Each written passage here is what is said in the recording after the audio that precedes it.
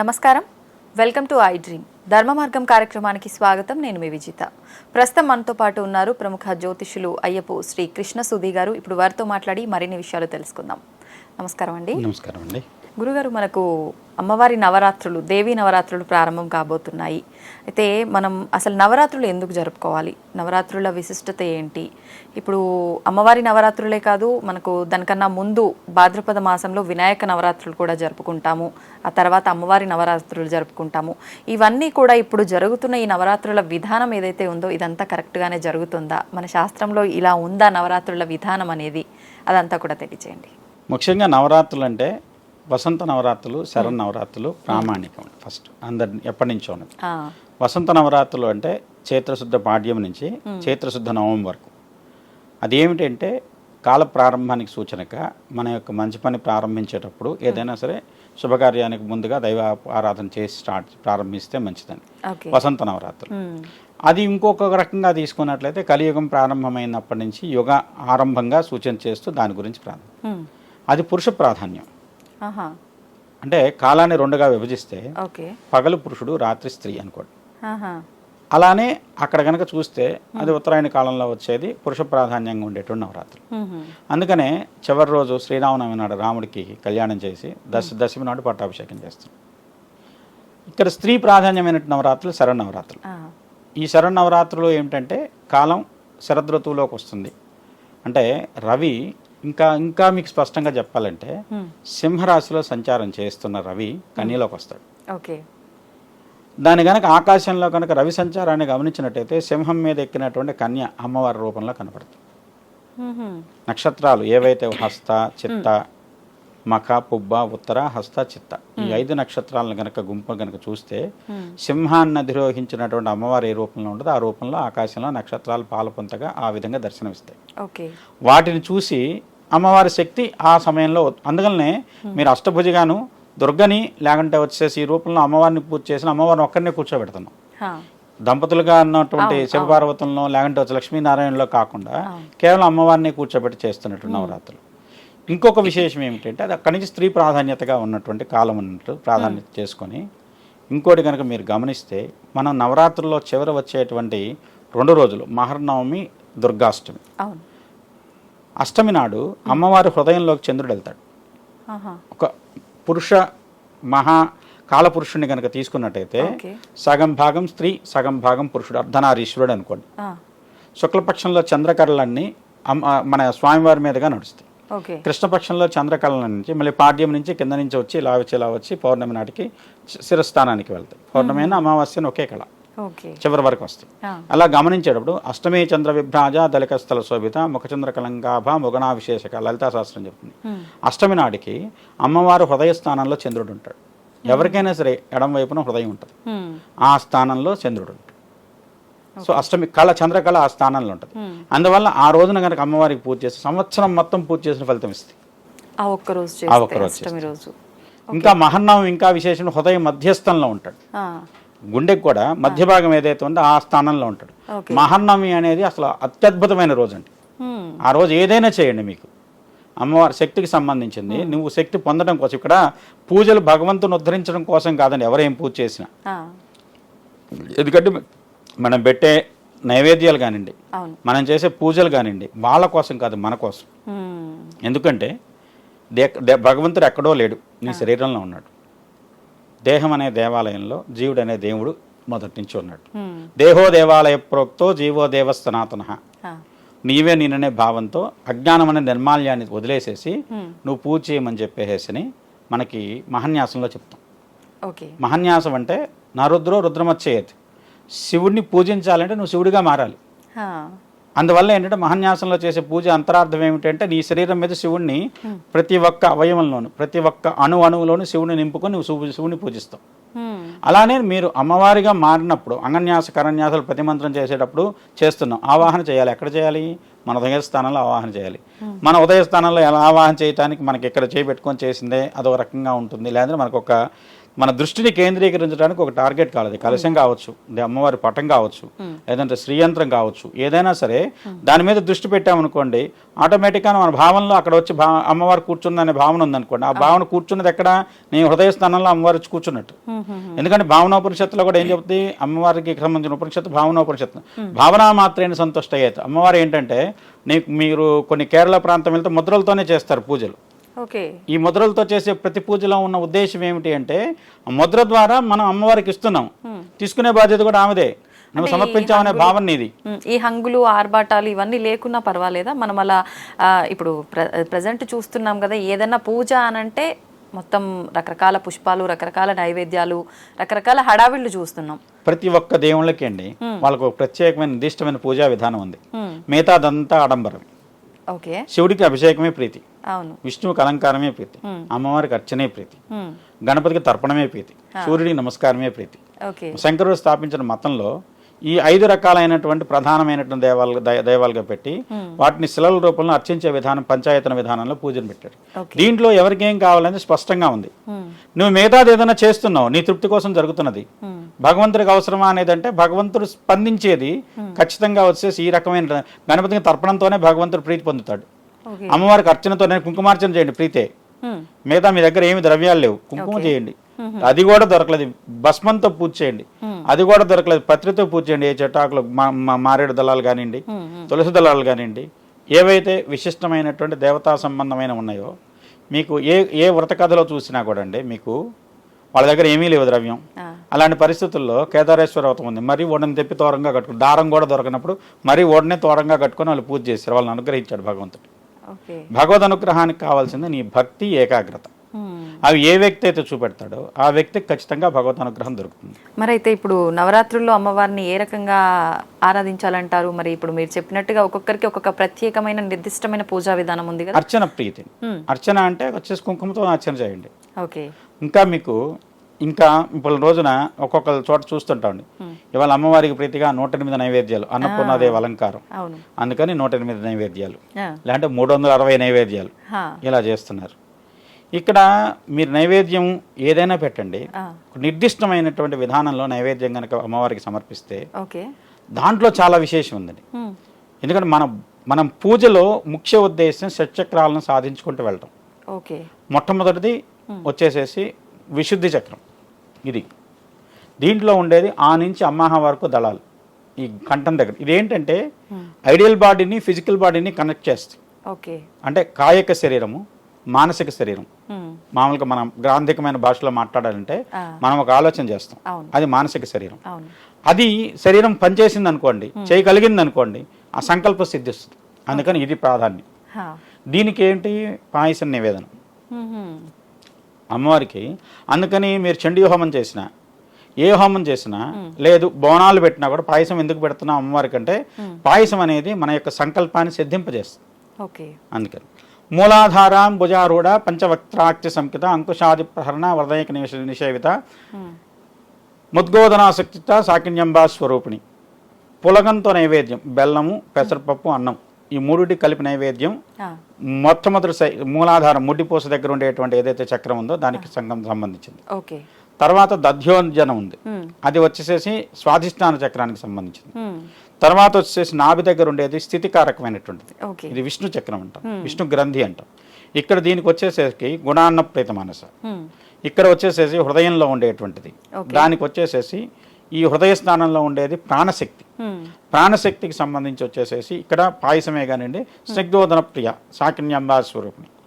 ఇక్కడ వచ్చేసరికి పాయసాన్నం, ఇది హరిద్రాన్నం ఆజ్ఞాచక్రానికి.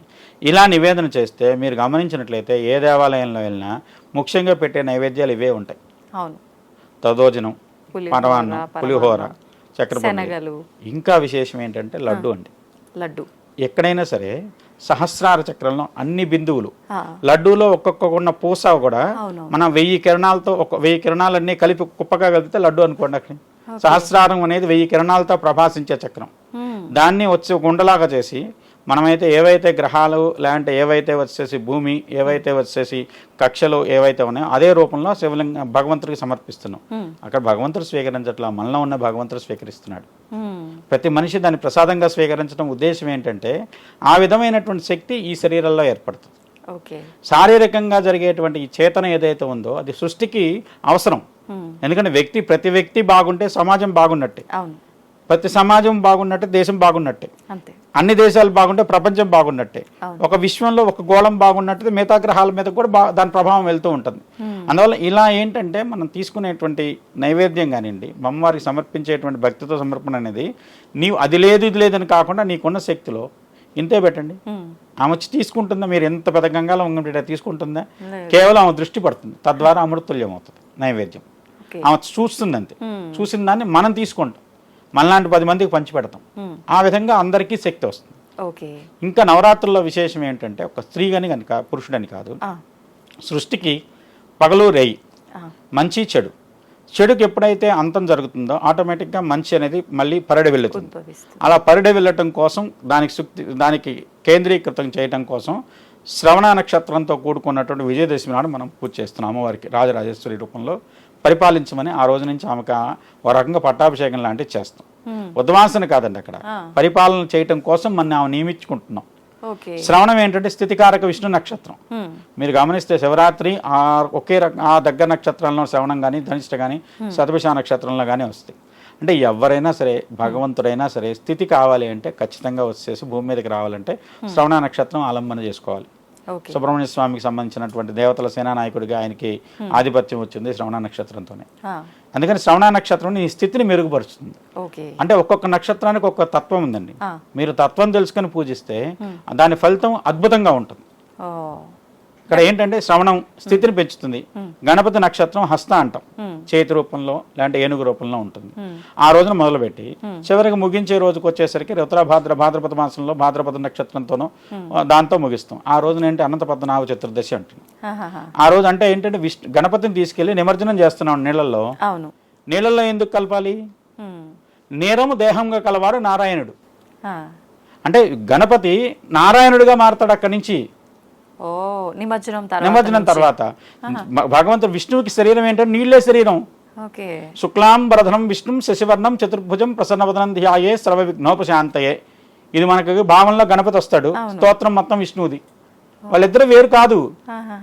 అంటే ఎప్పుడైతే 9 రోజులు గర్భంలో ఉన్నటువంటి పిండం 9 నెలలు పరిడవిల్లిన తర్వాత ఒక రకంగా రూపం సంతరించుకోవాలంటే విష్ణువుగానే రావాలి.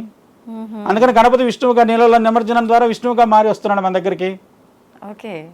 అంతే జరిగే. దాంట్లో మీకు ఏది లేకుండా అర్థం లేకుండా పెట్టింది కాదండి. దీంట్లో నిమజ్జనం మిగతా ఇవాళ దుర్గా పూజలో కూడా నిమజ్జనం చేస్తున్నారు, అది కూడా స్థితి కోసమే. నిమజ్జనం ఇప్పుడు మనకి దగ్గర తక్కువగానండి, బెంగాల్ ప్రాంతానికి వెళ్తే గనక అదో పెద్ద ఉత్సవంగా జరుగుతుంది. కలకత్తా నగరంలో దసరా నాడు జరిగేటువంటి ఉత్సవం చాలా పెద్ద ఉత్సవం కదా. మైసూర్ ఇదంతా ఏంటి పూజ చేసి 9 రోజులు చేసి 10వ రోజున తీసుకెళ్లి నీళ్ళల్లో కలుపుతున్నామంటే నీళ్లు ఏమిటంటే విస్తృతి కారకుడు విష్ణువు. అంటే ఇప్పుడు మీకు భూమి కూడా లేదు, ఆ సమయంలో నీళ్లు ఉన్నాయి. నీళ్ల మీద వటపత్రం మీద శయనించినటువంటి విష్ణువు ఉన్నాడు.